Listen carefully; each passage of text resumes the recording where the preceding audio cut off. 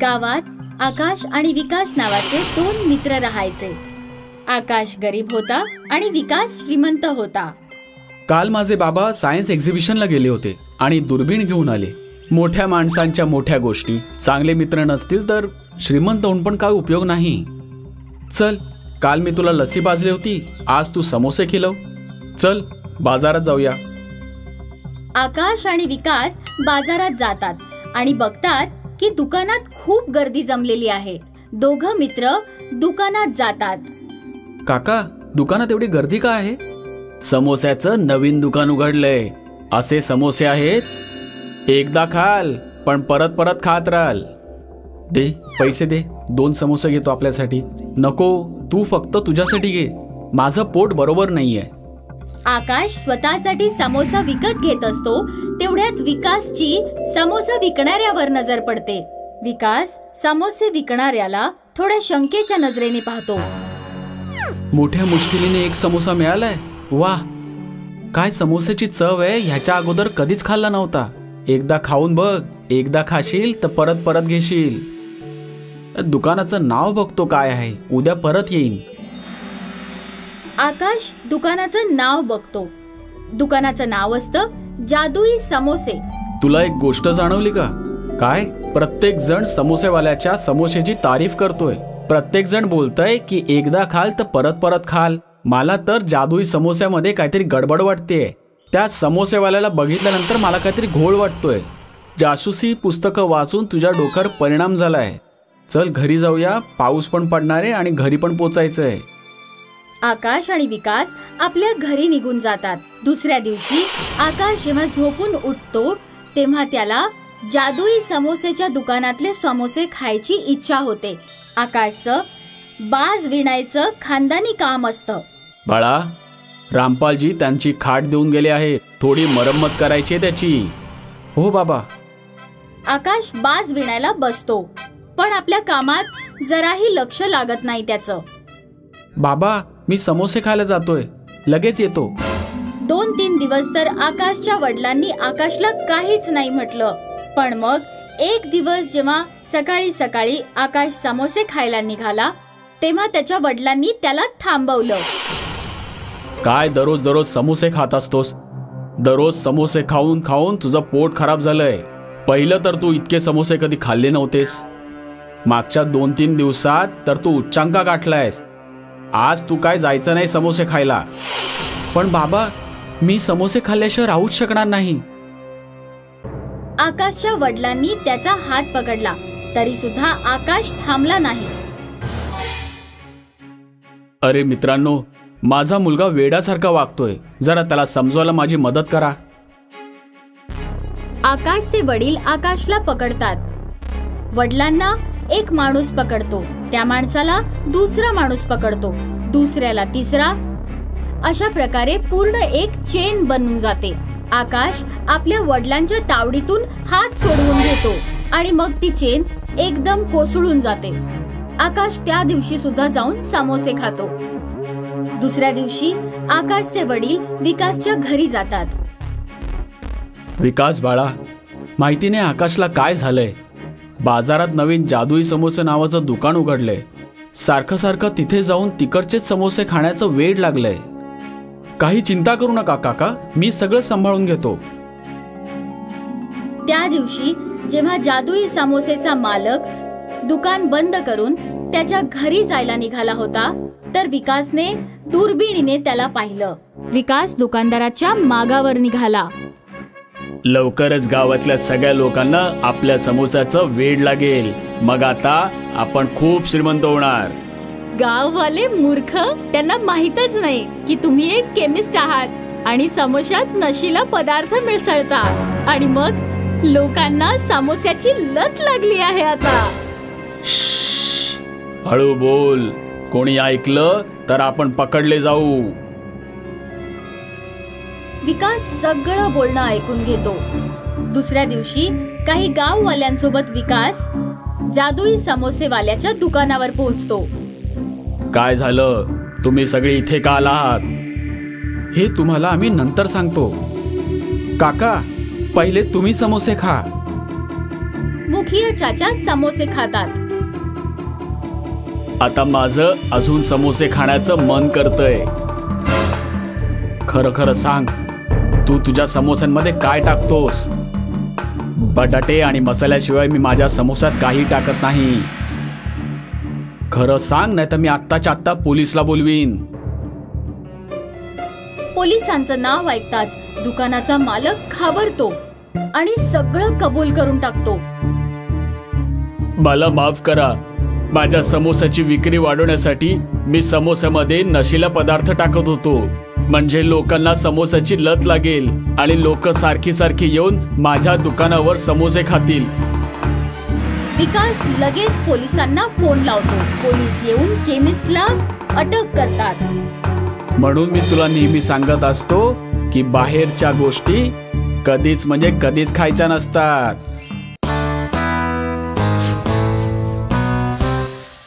महेशपुरा गावात मुकेश आणि पिंटू नावाचे 2 भाऊ आपल्या बाबांसोबत राहत होते.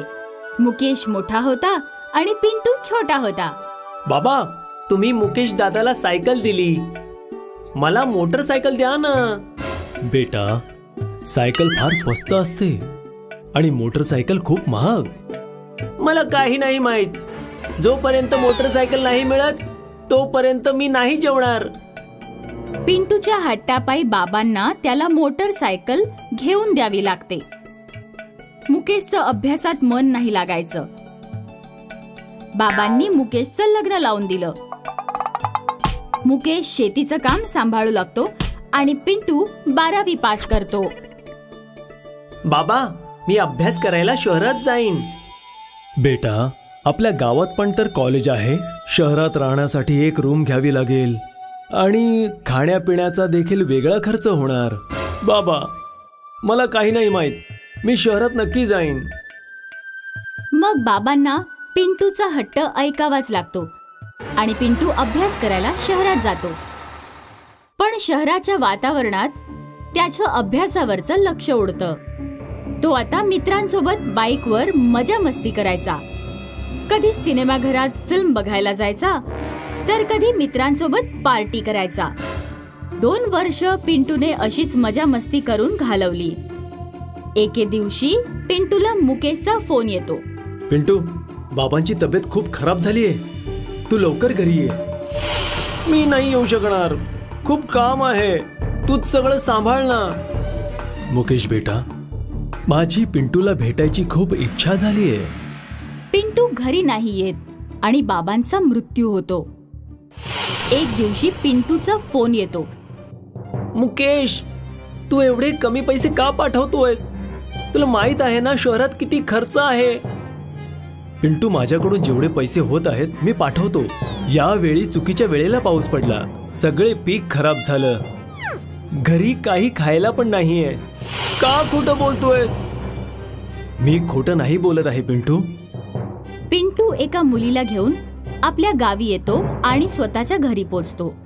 अरे पिंटू, अचानक तू एवढ्या दिवसानंतर इथे आलास आणि तू लग्न केलंस हे देखील सांगितलं नाहीस. हो दादा, मी लग्न केलं. मुकेश पिंटूवर विश्वास ठेवून अंगठा लावतो. दादा, हा माझ्या कॉलेजचा एक डॉक्युमेंट आहे, त्याच्यावर तुझा जरा अंगठा लाव. मुकेश पिंटूवर विश्वास ठेवून कागदावर अंगठा लावतो. खूप चांगलं दादा. आता तुम्ही तुमच्या पत्नीला घेऊन इथून निघून जा. या कागदावर इंग्लिशमध्ये सरळ सरळ लिहिलं आहे की तुम्ही तुमचं घरदार, शेती सगळं तुमचा छोटा भाऊ पिंटूच्या नावावर करत आहात. हे तू काय बोलत आहेस पिंटू? आता माझी वेळ चांगली सुरू झालीये. माझा वेळ खाऊ नका आणि तुमच्या पत्नीसोबत बाहेर जा. चल रूपा. बिचारे मुकेश आणि रूपा रोडच्या किनारी एक झोपडी बांधतात. आता आपला खर्च कसा निघेल? तू काळजी करू नकोस. मी जंगलातून लाकूड तोडून आणत जाईन आणि बाजारात विकत जाईन. दुसऱ्या दिवशी मुकेश जंगलात लाकडं तोडायला जातो. दुपारपर्यंत लाकडं तोडून तोडून त्याला तहान लागते. खूप गरमी आहे, माझा तर गळा सुकतोय. मुकेश पाण्याच्या शोधात जंगलात इथे तिथे भटकू लागतो. त्याला एक विहीर दिसते. तो त्या विहिरीत वाकून बघतो. विहिरीत पाणी तर नसतं, पण त्यातून अतिशय छान सुगंध येत असतो. मुकेश विहिरीत उडी मारतो. तिथे एक चंदनाचं झाड असतं. मी ऐकलं आहे की चंदनाचं लाकूड फार महाग असतं. मुकेश चंदनाच्या झाडाची काही लाकडं तोडून बाजारात विकायला जातो. ती लाकडं 50,000ला जातात. मुकेश खूप खुश होऊन घरी जातो. आता मुकेश रोज त्या चंदनाच्या झाडाचं काही लाकूड तोडून विकायला जातो. लवकरच मुकेशचं मोठं घर, शेत आणि ट्रॅक्टर होतं. तिथे पिंटूला शेती करताच नव्हती येत, म्हणून त्याने शेत विकलं. काही दिवसातच त्याचे पैसे पण संपून जातात. पैसे कमावून आण, नाहीतर मी तुला घटस्फोट देईन. मुकेशची श्रीमंत झाल्याची खबर पिंटू पर्यंत पोहोचते. एका रात्री पिंटू लपून मुकेशच्या घरी जातो. मुकेश आणि त्याची पत्नी त्यावेळी जेवत असतात. पिंटू खिडकीतून त्या दोघांचं बोलणं ऐकत असतो. आज आपण जे काही आहोत ते जंगलातल्या त्या चंदनाच्या झाडामुळेच आहोत. जंगलात मला एक बाबा भेटले. त्यांनी मला सांगितलं की ते चंदनाचं झाड मायावी आहे. अच्छा, जंगलात उगवणारं चंदनाचं झाड. पिंटू जंगलात जातो आणि फिरत फिरत त्या विहिरीजवळ पोहोचतो. ते बघा चंदनाचं झाड. पिंटू विहिरीत उडी मारतो. चंदनाचं झाड गायब होतं आणि पूर्ण विहीर पाण्याने भरून जाते. पिंटूला पोहायला येत नसतं आणि तो बुडून मरून जातो. बाबूलाल नोकरीच्या तलाशीसाठी गावामधून मुंबई शहरामध्ये जातात. ते नोकरीसाठी खूप भटकतात, पण त्याला कुठेही नोकरी नाही मिळत आणि दिवसभर उन्हामध्ये भटकल्यामुळे त्याची तब्येत खूप जास्त खराब होते. विचार केला होता मुंबईमध्ये येऊन काहीतरी काम करेल, पण इथे येऊन तर माझी तब्येतच खराब झाली. असं वाटतंय ह्या शहराची हवा मला सूट नाही करत आहे. आता तर डॉक्टरकडे जावंच लागेल. बाबूलाल डॉक्टरच्या जवळ जातात तर बघतात की तिथे खूप सगळी गर्दी आहे. विचारल्यानंतर माहिती होते की सगळी लोक बाहेरचं जेवण केल्यामुळे आजारी पडलेत. हे बघून बाबूलालच्या मनामध्ये एक विचार येतो. अच्छा, तर ही गोष्ट आहे का? नाही, मी या लोकांना जेवण बनवून देऊ, ज्यामुळे मला काही काम भेटेल. हा एक चांगला मौका आहे. बाबूलाल डॉक्टरला त्याच्यासाठी दवाई घेतो आणि त्याच्या घरी जाऊन टिफिन सर्व्हिस सुरू करण्याचा प्रयत्न करतो. सगळ्यात पहिल्यांदा जाऊन तो किराणाच्या दुकानामधून राशन खरेदी करतो. त्यानंतर तो बर्तनच्या दुकानामध्ये जाऊन खूप सगळे टिफिन खरेदी करतो आणि जेवण करण्यासाठी सुरुवात करतो. चांगलं जेवण बनवेल तेव्हा तर लोकांना माझ्या हाताचं जेवण आवडेल आणि सोबतच मला स्वच्छतेचं विशेष लक्ष द्यावं लागेल. तेव्हाच लोक माझा टिफिन खातील. बाबूलाल साफसुथऱ्याच्या पद्धतीने जेवण बनवतो आणि लोकांच्या घरी घरी जाऊन टिफिन देतो. सगळ्यांना त्याच्या हाताचं जेवण खूप जास्त आवडतं. त्यासाठी त्याला खूप जास्त लोक टिफिन देण्यासाठी बोलतात. अरे वाह, मी जेवढा विचार केला होता हा धंदा तर त्याच्यापेक्षा जास्त चालत आहे. आता तर मन लावून काम करावं लागेल, तेव्हा जाऊनच जास्त लोकांना टिफिन पोहोचवू शकेल. बाबूलाल खूप जास्त मेहनत करतो, पण तरीही तो जास्त लोकांपर्यंत टिफिन नाही पोहोचवू शकत. कारण एकतर तो एकटाच सगळं काम करत होता. राशन आणणं, जेवण बनवणं आणि टिफिन पोहोचवणं. तो बघतो की सगळे लोक सकाळ सकाळ ऑफिस जाण्यासाठी बसच्या लाईनमध्ये उभी आहेत. यांना बघून असं वाटतंय की हे लोक ऑफिसच्या चक्करमध्ये नाश्ता सुद्धा व्यवस्थित करत असतील. जर यांना बसमध्ये जाता जाता नाश्ता भेटला तर हे ऑफिसला पण वेळेवर पोहोचतील आणि उपाशी पण नाही राहणार. बाबूलाल एक बस रेस्टॉरंट उघडण्याचा विचार करतो. त्यासाठी तो गावाकडून त्याची बायको आणि छोट्या भावाला शहरामध्ये बोलवतो आणि टिफिन सर्व्हिसची कमाई पैशातून 1-2 मजली बस खरेदी आता करतो. माझ्या इलाक्यामध्ये कोणीच उपाशी नाही राहणार. मी सगळ्या लोकांना नाश्ता करूनच ऑफिसला पाठवेल. चला आजपासूनच काम चालू करतो. शुभ काम मध्ये देरी कशाला करायची. आता बाबूलाल, त्याची बायको आणि त्याचा भाऊ मिळून बसमध्ये रेस्टॉरंट बनवण्याचा तयारी करतात. हे बघ, मला गाडी चालवता तर येत आहे, त्यामुळे मी तुला पण शिकवेल. माझ्या हाताचं जेवण एकदा कोणी खाल्लं तर दुसऱ्यांदा बाहेर कोणी जाण्याचा विचारही करणार नाही. हा, साफ साफ सांग ना जेवण तू बनवणार आहे. एवढं घुमावून सांगायची काय गरज आहे. मला तर ना जेवण बनवायला येतं ना गाडी चालवता येते. मी काय करू इथं. मी आधीच सांगितलं होतं की मी काय करू येऊन शहरामध्ये. बघितलं, माझ्या येण्याचं काही कारणच नाही राहिलं. हे काय जरुरी आहे की तुला बस चालवणं आणि स्वयंपाक आलाच पाहिजे. जर तुझी इच्छा असेल तर आमच्या ह्या बस रेस्टॉरंटमध्ये आमची मदत करू शकतो. काही दुसरंही काम करू शकतो. आणि काम काय असणार, 2 कामासाठी तुम्ही दोघं तर आहातच ना. जेवण देणारा तर कोणी पाहिजे ना. आणि जे जेवले आहेत त्यांच्याकडून पैसे घेण्यासाठी सुद्धा एका माणसाची गरज पडेलच ना. ते काम तू करून टाकशील. ठीक आहे, मग मी वेटर आणि बस कंडक्टरचं काम करेल. हा, ही झाली ना गोष्ट. आता तर म्हणणार नाहीस ना की शहरात येऊन काय उपयोगच नाही झाला माझा. नाही, आता नाही म्हणणार. आज एक डेमो घेऊन बघूया. पण आज तर संडे आहे ना. आज कोण जाणार ऑफिस. आज आपण आपल्या बसमध्ये सगळ्या गोष्टी सेट करून टाकू. म्हणजे आपल्याला दुसऱ्या दिवशी काही करायची गरज नाही पडणार. माझा विचार आहे की रेस्टॉरंटचा सगळा जो सेटअप तो वरच्या मजल्यावरती करायला पाहिजे. ज्याला जेवायचं असेल तो वरती येईल आणि जेवण झाल्यानंतर खाली येऊन जाईल. ज्यामुळे बाकी यात्रींना पण परेशानी नाही होणार. हो, हे ठीक राहील. किचनचं सगळं सेटअप वरतीच करूयात. म्हणजे दोन्ही गोष्टी एकमेकांमध्ये मिक्स नको व्हायला. तिघेही मिळून बसमध्ये रेस्टॉरंट बनवण्याची तयारी करतात. त्याने त्यांचे सगळे भांडी आणि काही खुर्च्यांसोबत काही मील्स पण बसमध्ये ठेवल्या. हे सगळे वरच्या मजल्यावरती सगळ्या गोष्टी व्यवस्थित ठेवतात. हा झाला ना सेटअप. आता बघ, उद्या सकाळपासूनच आपली सर्व्हिस सुरू करून टाकू. पण ह्यासाठी तर लोकांना आपल्या बस रेस्टॉरंट बद्दल माहिती तर व्हायला पाहिजे. आपल्याला एक मोठासा बोर्ड बसच्या समोर लावायला पाहिजे. आता बाबूलाल दुकानामधून एक मोठा बोर्ड बनवून आणतो ज्यामध्ये मोठ्या मोठ्या अक्षरामध्ये लिहिलेला आहे बाबू बस रेस्टॉरंट. त्या बोर्डला बसच्या समोर ठेवतो आणि ते सगळी लोक सकाळ होण्याची वाट बघतायत. सकाळ होते पण कोणीही त्यांच्या बस रेस्टॉरंटमध्ये कोणी येत नाही आणि हे बघून सगळेजण निराश होतात. हे काय दादा, आपल्या बसमध्ये तर कोणीच नाही येत आहे. आता काय करणार. करायचं काय. आता जाऊन त्यांना आपल्याला बोलवावं लागेल. आता बाबूलाल आणि श्यामलाल दोघे मिळून त्यांच्या बस रेस्टॉरंटच्या बद्दल लोकांना सांगू लागतात. हे बघा भाऊ, इथं गर्दीमध्ये बसची वाट बघण्यापेक्षा तुम्ही आमच्या बसमध्ये येऊन बसा. तिथे तुम्हाला नाश्ता पण मिळेल आणि तुम्हाला तुमच्या ऑफिसला पण पोहोचवून दिलं जाईल.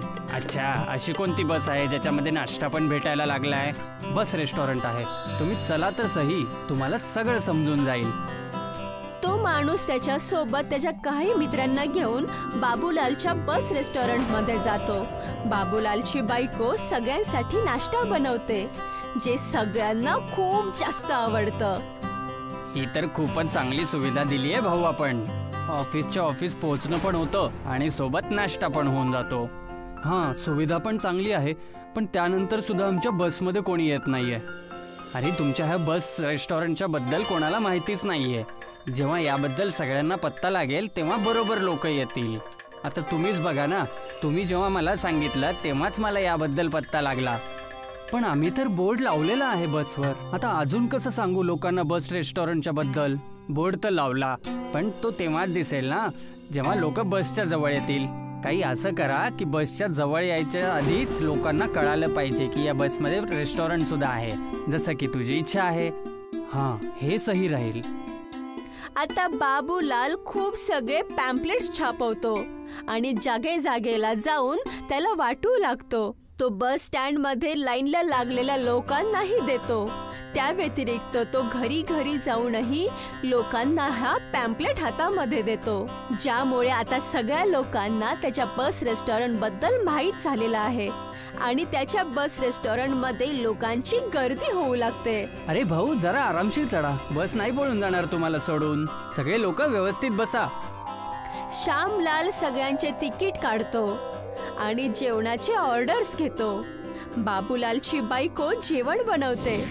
आम्हा 4 लोकांसाठी एक आलू पराठा बनवा. ठीक आहे मॅडम, आत्ता आणतो. खूप सगळी लोक वरच्या मजल्यावरती जेवण करत आहेत आणि खूप सगळी लोक खाली बसून वेट करत आहेत.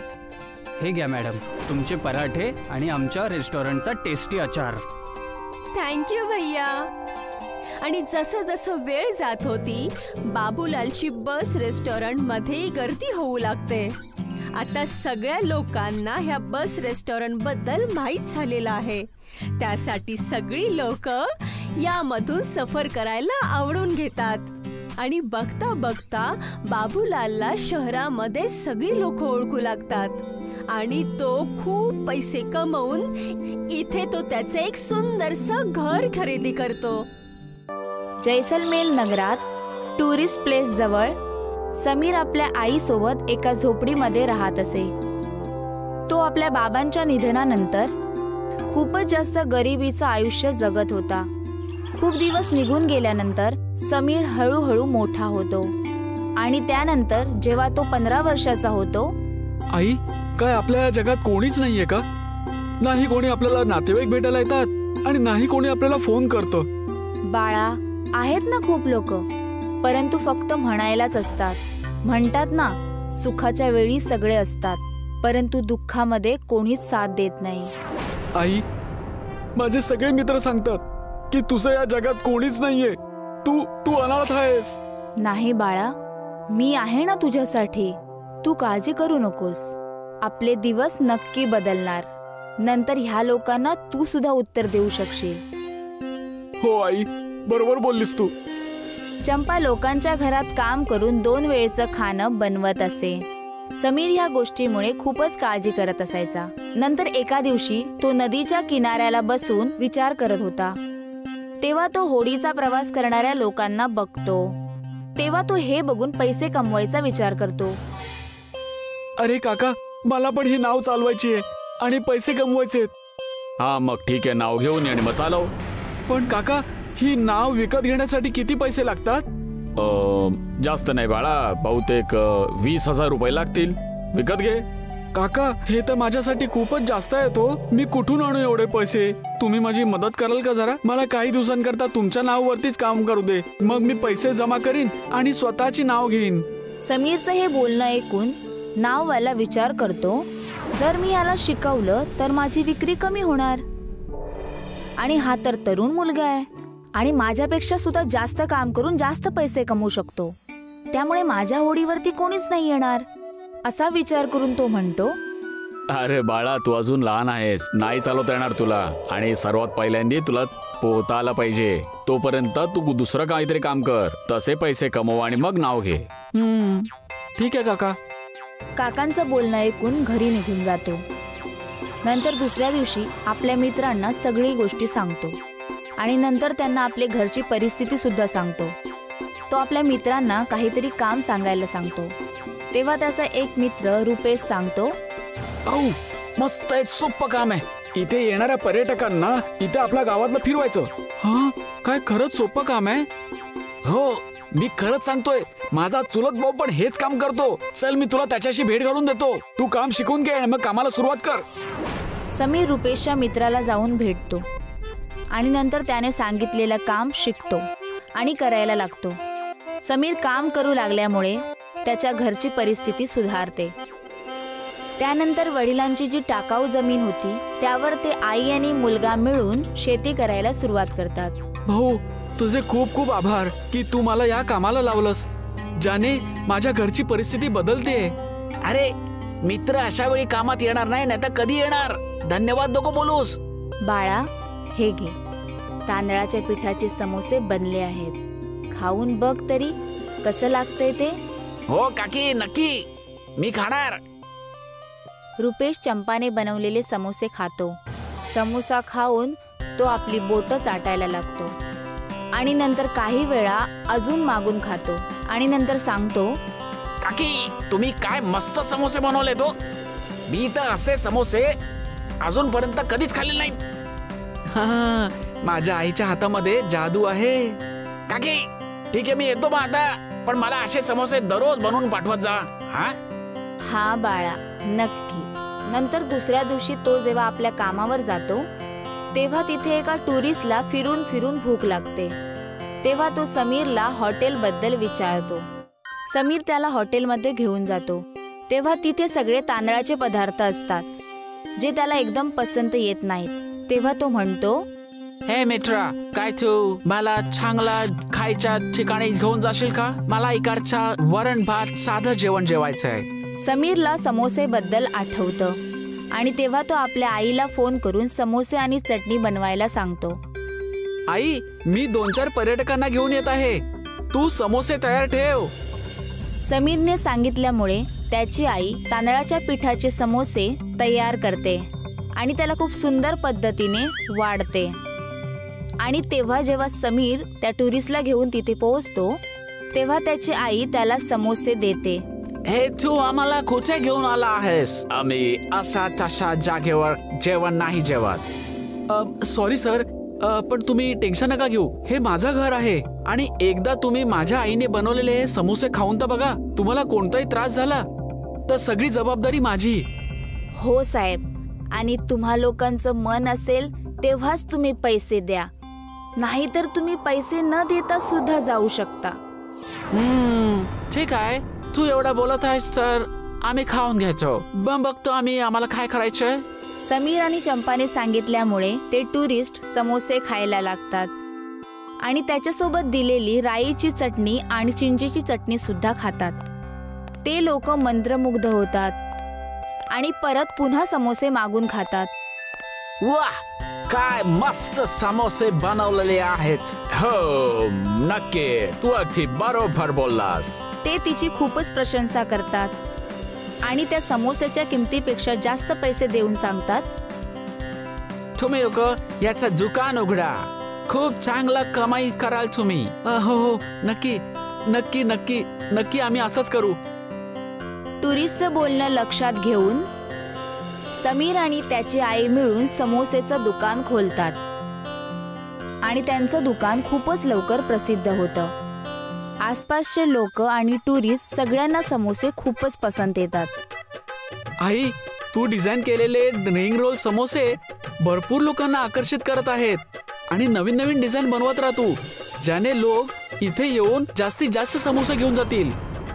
समीरचं म्हणणं ऐकून त्याची आई आणखी सुद्धा डिझाईनचे समोसे बनवायला लागते, ज्याच्यामुळे त्याची डिमांड खूपच वाढत जाते, ज्यामुळे त्यांना अजून सुद्धा लोकांना कामावर ठेवायला लागतं आणि त्यांचे समोसे खूप दूर दूरवर जायला लागतात आणि त्यांची कमाई खूपच चांगली व्हायला लागते.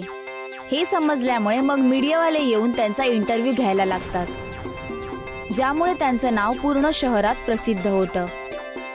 हे बघून त्यांचे नातेवाईक सुद्धा त्यांच्याशी नातं जोडायला तयार होतात. समीर जुन्या गोष्टी विसरून सगळ्यांशी मिळून राहायला लागतो. तात्पर्य: श्रीमंताचा साथीदार प्रत्येक जण, गरिबाचा साथीदार कोणीच नाही.